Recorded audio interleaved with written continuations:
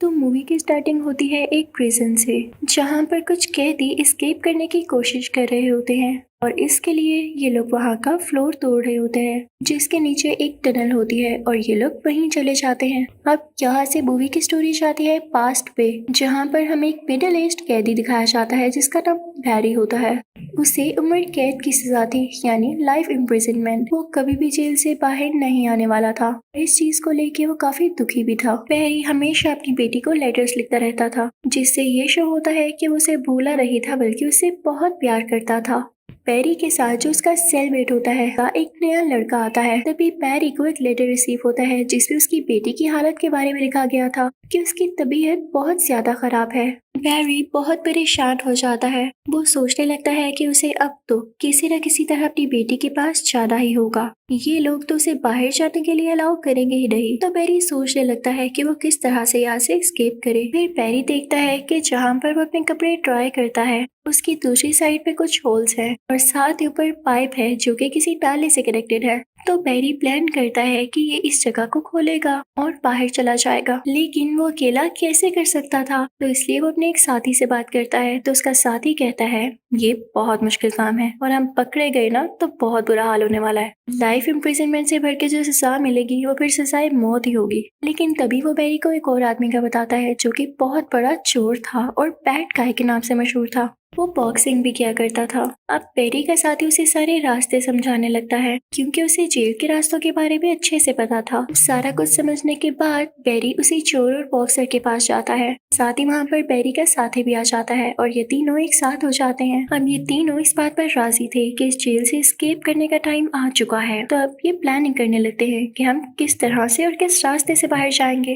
अब पैरी इनको बताता है कि मैं जिस जगह पर कपड़े ट्राई करता हूँ ऐसी जगह है जो कि बाहर के नाले से कनेक्टेड है, लेकिन यार उसके पार जाना बहुत मुश्किल है। तो अकेला बंदा ये काम कर नहीं सकता और अगर सारे लोग साथ मिलके भी ये काम कर ले तो वहाँ के गार्ड्स छोड़ेंगे क्या। तभी पैरी उनसे कहता है इस जेल की चर्च को तो जानते होगे, कभी ना कभी तो गए होगे ना। मैं एक बार चर्च में गया था, वहाँ पर एक ऐसा रूम है जो कि सीधा लॉन्ड्री रूम तक जाता है। अगर हम उसके थ्रू लॉन्ड्री रूम तक गए तो किसी को शक भी नहीं होगा कि हम लॉन्ड्री रूम के अंदर हैं। तो बॉक्सर कहता है क्या हमें चर्च के गार्ड नहीं देखेंगे, तुम्हें ये मसला नहीं लग रहा है। तो पैरी कहता है इसका हल भी है मेरे पास। मैंने कहा ना बातें मुझे सारी पता है, बस मेरे साथ भी तो कोई हो। बॉक्सर कहता है कि गार्ड्स के सामने हम ऐसे तो चर्च में जा नहीं सकते, वरना वो अंदर भी हम पे नजर रखेंगे। तो इसके लिए हमें उसकी चाबी ही चाहिए होगी जो कि हासिल करना हमारे लिए इम्पॉसिबल है। तो पैरी कहता है मैंने उसका प्रिंट अपने पास रख लिया है, हम उससे चाबी बना सकते हैं। तो सब कहते हैं वाह भाई पैरी तुम तो कमाल करते हो। लेकिन अभी भी एक मसला होता है। ड्रायर के पीछे जो जगह होती है वो स्टील की होती है और उसको काटना या तोड़ना बहुत मुश्किल हो जा रहा था। तो बॉक्सर कहता है कि ये काम तुम लोग मुझ पर छोड़ दो, मैं एक लोहे की रोड बता सकता हूँ। मेरे पास कुछ लोहा पड़ा हुआ है, लेकिन उसकी प्रॉपर मोल्डिंग के लिए मुझे एक डायमंड चाहिए होगा और वही हमारी मदद करेगा। तो बाकी दोनों कहते हैं तुम हीरा कहाँ से लोगे। तो बॉक्सर बताता है यहीं पर एक बहुत बड़ा फाइटर भी है, उसके दांत में हीरा लगा हुआ है और जब भी उसकी किसी से लड़ाई होती है तो बाकी कैदी पर पैसे लगाते हैं, शर्त लगाते हैं कि कौन जीतेगा। अच्छा अब हमें पैसों की तो जरूरत नहीं है, जरूरत है हमें हीरे की और इसके लिए जाहिर है मुझे उस फाइटर से फाइट करनी होगी। डरता तो मैं भी किसी से नहीं हूँ और फाइट करने में हर्ज क्या है, हमें टाइमिंग मिल सकता है। लेकिन असल बात तो ये थी कि वो फाइटर बहुत खतरनाक था और हमेशा सबको हरा देता था। अब शुरू होती है फाइटिंग। वो बॉक्सर और वो फाइटर आमने सामने होते हैं। वो ह्यूज फाइटर बॉक्सर को इतना मारता है कि बेचारा गिर जाता है, लेकिन बॉक्सर ने भी हिम्मत नहीं हारी थी। उसने भी जैसे तैसे करके फाइटर का बदन तोड़ ही लिया था जिसमें हीरा लगा हुआ था। चलो चोट लगवाने का कोई तो फायदा हुआ।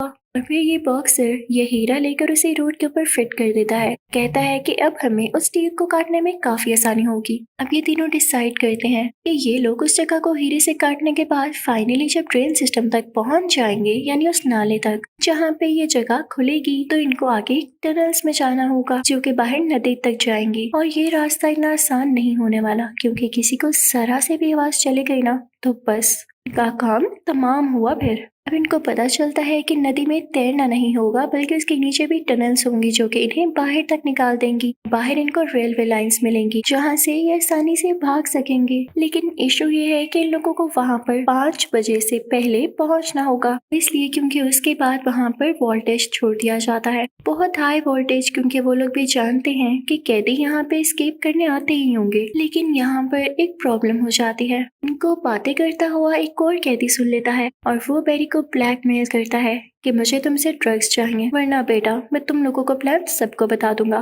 तुम लोग यहीं के यहीं बैठे रह जाओगे। अब बेरी को उस कैदी की बात माननी पड़ती है क्योंकि इस जेल में एक बहुत बड़ा गैंगस्टर होता है जिससे सब लोग डरते हैं। और जो लड़का बेरी के पास ड्रग्स मांगने आया था और जिसने इनका प्लान सुना था वो उसी गैंगस्टर का भाई था। तो बेरी जाता है एक और कैदी के पास जो कि केमिस्ट था। उसने अपनी लाइफ में बहुत सी चीजें बनाई और यहाँ जेल में आकर भी वो अब ड्रग्स बनाया करता था। तो बेरी उसे सीक्रेटली कहता है, बात सुनो, क्या तुम मेरे लिए ½ kg ड्रग्स बना सकते हो? मुझे किसी पागल को देनी है। तो वो केमिस्ट कहता है, मैं तुम्हारे लिए क्यों बनाऊंगा? तो बेरी कहता है, इसलिए कि इसके बदले में मैं तुम्हें जेल से बाहर अपने साथ ले जाऊंगा। इनफैक्ट हमारा कुछ प्लान बन रहा है और तुम भी फायदे में रहने वाले हो। वो केमिस्ट मान जाता है काफी खुशी खुशी।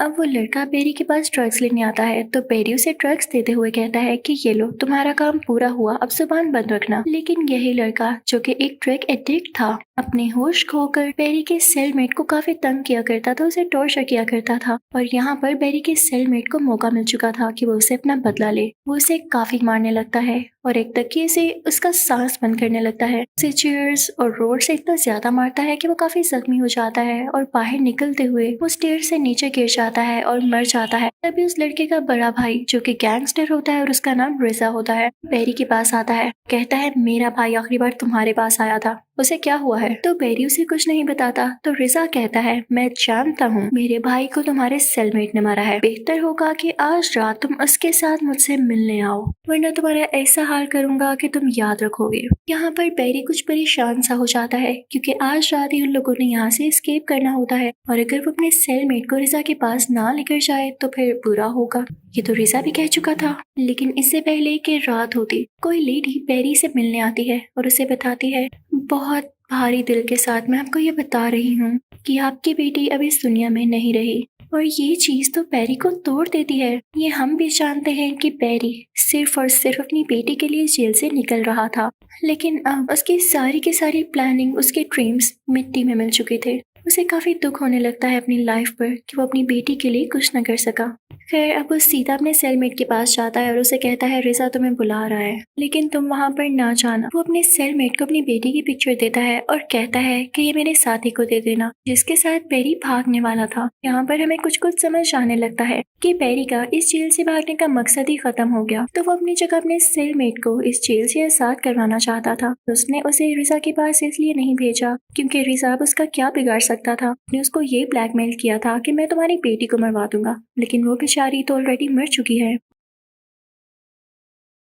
अब बेरी का सेलमेट पहुंच जाता है बेरी के बाकी दोनों साथियों के साथ और वो लोग अब चर्च में पहुंच जाते हैं। लेकिन बेरी के जब दोनों साथी उसके सेलमेट को यहाँ पर देखते हैं तो कहते हैं, तुम यहाँ क्या कर रहे हो? वो समझते हैं कि ये हमारा राज फाश कर देगा, लेकिन वो बताता है कि मुझे बेरी नहीं भेजा है। अब वो लोग उस रूम से होते हुए लॉन्ड्री रूम तक आ जाते हैं, लेकिन तभी वहाँ पर बेरी भी आ जाता है क्योंकि वहाँ जेल में अब उसका दिल नहीं लग रहा होता। जो लोग उसके साथ अच्छे थे वो तो यहाँ से जा रहे थे, तो बेरी भी यहाँ से अब जाना चाहता है और अब वो चारों एक साथ होते हैं। अब इनका नेक्स्ट स्टेप था उसी वेंडर को काटना जिसके अंदर होल्स बने हुए थे, और उसको काटने के बाद ये लोग टनल्स में पहुंच जाते हैं, लेकिन देखते हैं कि सामने पानी ही पानी है, बहुत गहरा पानी। लेकिन फिर भी ये लोग उसमें कूद जाते हैं। अब ये सब के सब पानी में होते हैं। तभी इन लोगों को वहाँ पे एक डोर दिखता है जिसे खोलने के बाद ये लोग अंडरग्राउंड टनल्स में पहुंच जाते हैं। इनका आधा काम तो यहीं पर हो चुका था। अब जैसे ये लोग वहाँ से आगे बढ़ने लगते हैं तो देखते हैं कि सामने एक दीवार है और रास्ता बंद है। इस वजह से ये लोग आगे नहीं बढ़ सकते, ना ये लोग आगे जा सकते थे और ना ही वापस पीछे जा सकते थे। तो ये सब काफी होपलेस हो जाते हैं और सोचने लगते हैं कि क्या किया जाएगा।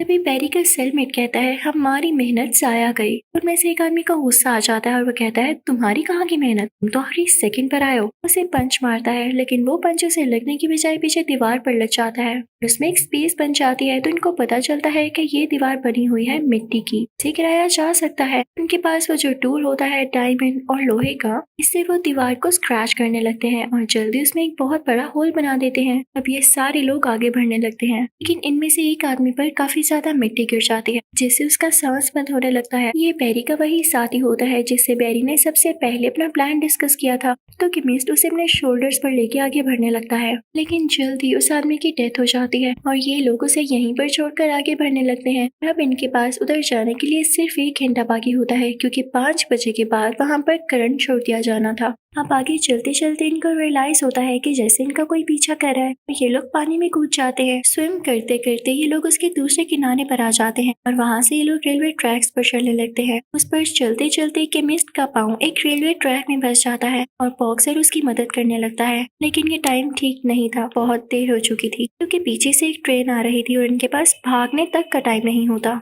ट्रेन इन दोनों को कुचल देती है। अब बाकी बचे थे सिर्फ और सिर्फ बैरी और उसका वही सेलमेट, जो कि उसकी बेटी की उम्र का ही होता है। वो लोग भागते भागते बाहर स्टेशन पर आ जाते हैं। दोनों बहुत खुश होते हैं। बैरी और उसका सेलमेट अच्छे से मिलते हैं और अपने रास्ते अलग अलग पकड़ लेते हैं। बैरी एक्सीलरेटर से ऊपर आ रहा होता है, तभी उसे फील होता है कि जैसे उसे पीछे से किसी ने स्टैब किया है। जब वो पीछे मुड़ के देखता है तो हम ये सीन देखते हैं कि जैसे वो रिजा के ही सेल में है। असल में उसे रिजा ने ही स्टैब किया होता है। जो स्टोरी और जो सीन्स हम देखते आ रहे हैं वो बिल्कुल भी रियलिटी नहीं थे, वो बैरी की इमेजिनेशन थी, जो कि वो खुद सोचा करता था। जाहिर है ये उसका ड्रीम होगा इस जेल से बाहर आना, लेकिन अब तो रिजा उसे स्टैब कर चुका था। हमने अभी तक जिन कैदियों की डेथ देखी कि यहाँ से एस्केप करने के बाद वो मरते गए, वो भी एक झूठ था।